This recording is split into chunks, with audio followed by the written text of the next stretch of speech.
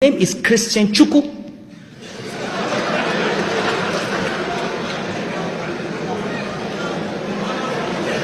He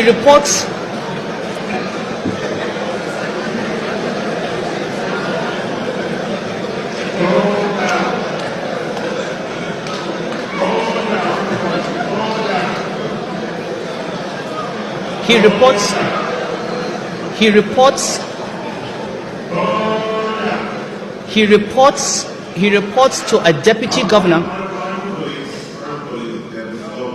Please, let's bear in mind that what the governor came here to do was enlighten us on a number of issues. This governor, I guess you know that's why you're here. Yes, sir. That's the job I know you're doing. Yes, sir. So let's be calm, listen to him, acquire as much information as we can, and of course acquire more knowledge and better enlightenment. Okay. Christian Chuku reports to a deputy governor in charge of financial system stability, and that is Dr. Kingsley Morgan. The report comes to a committee of governors of 5. 3 of that committee are Christians. It goes to a board of 11, 8 of whom are Christian. Now, those 8 Christians on our board and the 3 COG members and Kingsley Morgan and Christian Chuku, they must be very, very bad Christians if they are part of an attempt to Islamize Nigeria. So, I don't want to engage people. I can discuss this on a religious ground. I can quote from Exodus and Deuteronomy and Leviticus. I have sources from St. Augustine, St. Thomas Aquinas, St. Jerome, St. Ambrose, and different popes, Clement, up to Pope Benedict the Sixth. I have quotes on Islamic banking. And I can debate on religious grounds and prove to anybody based on the Bible. In fact, the Lateran Council of Christianity at one time said anybody who takes usury should not be buried in a Catholic cemetery. I can debate with anybody on religious grounds based on the Bible and the teachings of the church that usury is less consistent with Christian teachings than interest. Now, but it is not a religious discussion. We want a discussion on finance.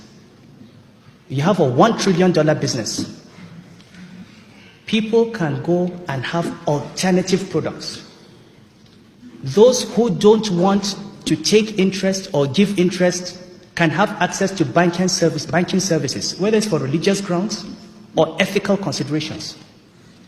People who don't want their money to finance casinos or to finance prostitution or to finance breweries, if they feel that way, can go.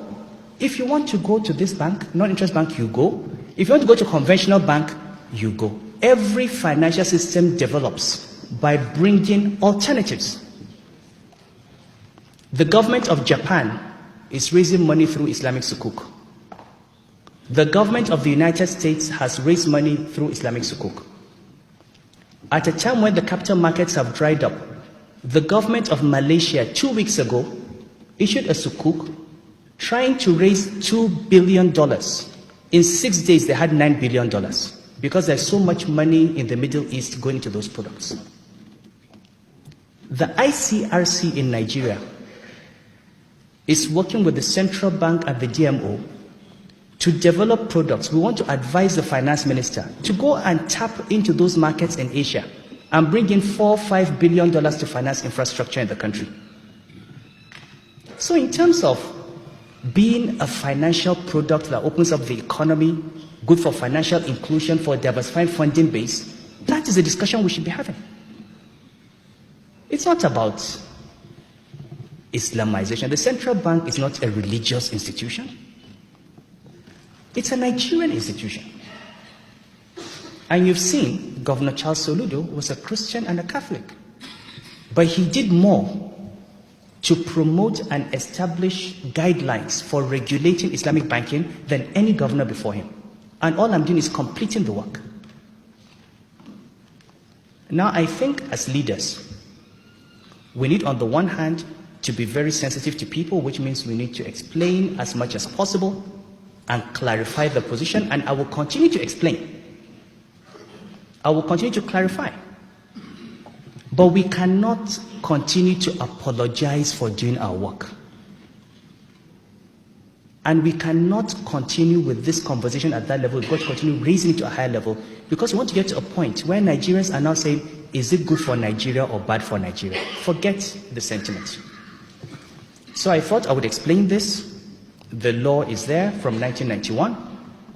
The process had been ongoing before I became governor.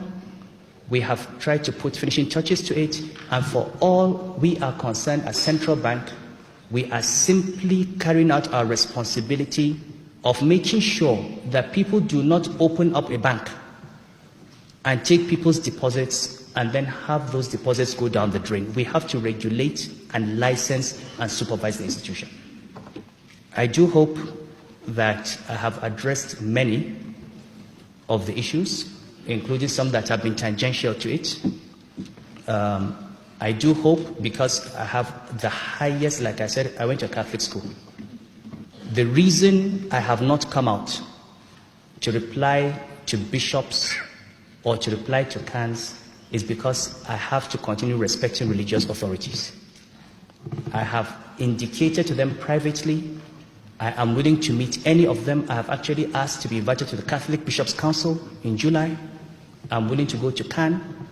I'm willing to go to any church. I'm willing to go to explain to anyone who wants to understand what we are doing and why we are doing.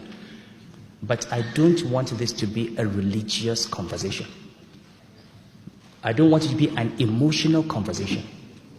I want to be discussing about finance, about economics, about regulation, about financial inclusion, because I'm the governor of a central bank. I'm not on a pulpit. And many of these leaders, unfortunately, get fed information and misinformation by people that they believe is true. I don't think that the bishop who said I was firing Christians just sat down and concocted it. Somebody that he believed maybe was telling him the truth would have gone to make that allegation. When I became governor of Central Bank, people called me and said, you know, Governor Soludo had sacked all the northerners and they filled the place with Igbos.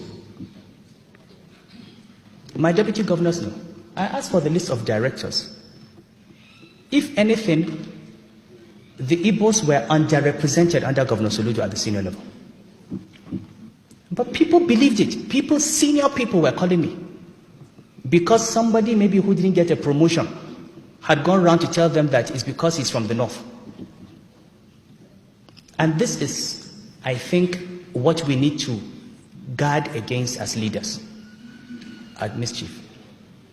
I think that what I should do, Mr. Speaker, is I have said enough, and I should take questions and try to answer if that is your wish. Thank you very much, Mr. Governor. Thank you very much, Mr. Governor.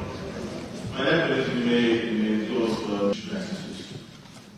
Thank you, sir. My deputy, this is not a question and answer session, and we do not intend to make it as such. You have been invited by us to enlighten us on two subjects. I am certain that a number of us are satisfied.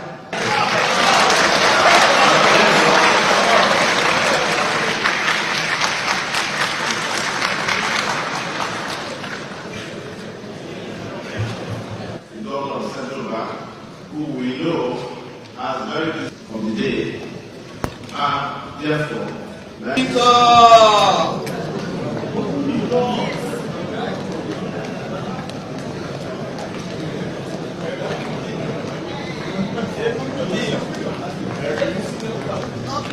Okay.